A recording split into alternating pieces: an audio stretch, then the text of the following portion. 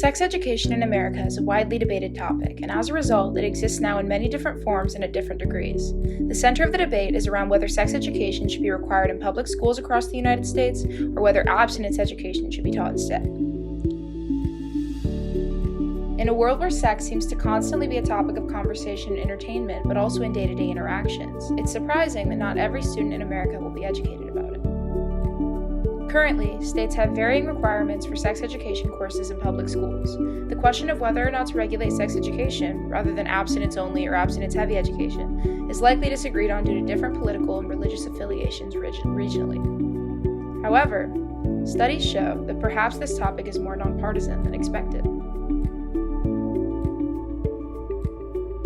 Public Opinion on Sex Education in U.S. Schools, written by Amy Bleakley, Michael Hennessy, and Martin Fishbein, summarizes a research experiment where adults above the age of 18 from all over America were surveyed regarding their opinions on sex education. They were asked to rank their support for different forms of sex ed, including abstinence-only, contraceptive-inclusive, and abstinence plus.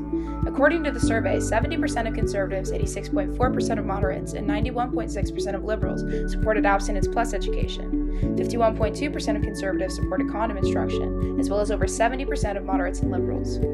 The survey also showed that of the people who attended a religious service anywhere from once a year to once a week, the majority agreed with condom instruction and opposed abstinence-only education. Among the most religious respondents, abstinence-only and abstinence plus received equal levels of support. The majority of Americans surveyed, regardless of religion or political affiliation, agree that more comprehensive sex education should be taught in schools. If this is true, then the public and scientific opinions of Americans do not match up with the policies in place. According to Abstinence-Only Education and Sex Education in the U.S., written by Linda Lowen, sex education is only mandated in 24 states, which is less than half, though some of these states require HIV education. Only 18 states require contraception be discussed in sex education courses. 37 states require that abstinence is discussed, and 26 of which require a stress on abstinence when teaching sex education courses. The majority of states do not require students to learn about condoms and do require students to learn about abstinence, yet according to the previously referenced survey, the majority of Americans agree that abstinence is not a sufficient form of sex education and that condom instruction is necessary. If the people believe in sex education, why have the policies not changed? A possible explanation might be that abstinence education works, and there is no need to reform the policies in place because they've shown to be effective. Unfortunately, this isn't true. Lowen states that of the 9 states with absolutely no sex education or HIV education mandates, 5 of them rank in the top 12 states with the highest teenage birth rates, and 4 of them rank in the top 6. Additionally, public opinion on sex education in U.S. schools includes that students who took abstinence pledges used condoms less when they did become sexually active, or substituted vaginal sex for oral or anal sex, still attaining the same rates of STDs as the non-pledgers. Abstinence education is statistically ineffective. Even those who pledge abstinence will eventually become sexually active in some way or form, and will end up in potentially dangerous situations due to their lack of education. While abstinence may be encouraged by high schools, it is directly opposed by high school culture. An article published by the BBC, Do Young People Feel Pressured to Have Sex?, compiles quotes from students at a high school in Britain. While the topic of sex education is focused on American public schools, British teenage culture is generally very similar to American culture. Beth talks about how teen shows like Skins encourage teens to have sex, and Sazali talks about how he feels that it's more of a norm to not be a virgin in high school nowadays.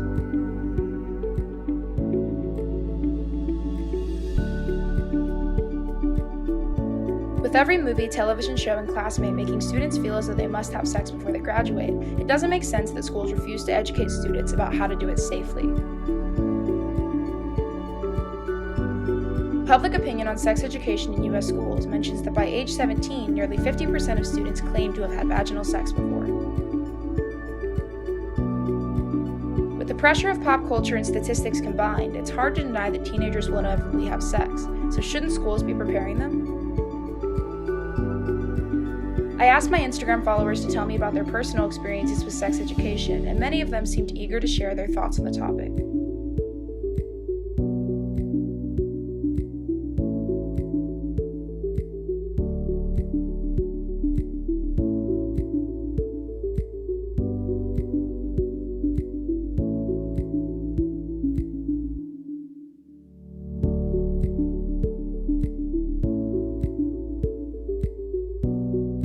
The American sex education system is not sufficient.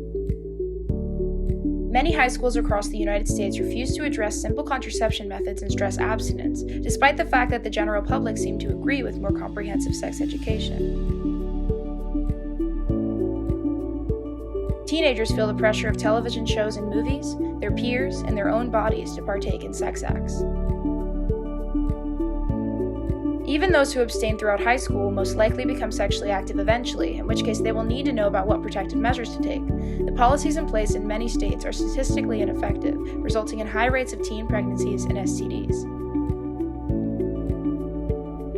With the internet available to nearly every young person, it's hard to argue that the topic of sex is too inappropriate to talk about in schools. Students shouldn't have to take it upon themselves to learn about their bodies. Schools need to do what they were made to do.